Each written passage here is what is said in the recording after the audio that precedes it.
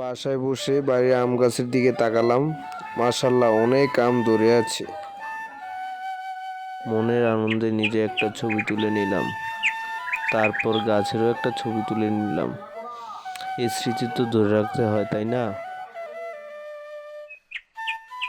শুরু করলাম আম পাড়া।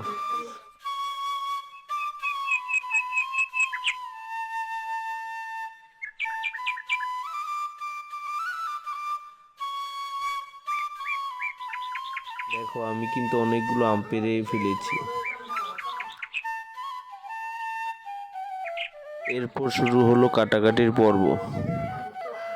ভালো করে কুচি কুচি করে নিলাম কাঁচা আমগুলো।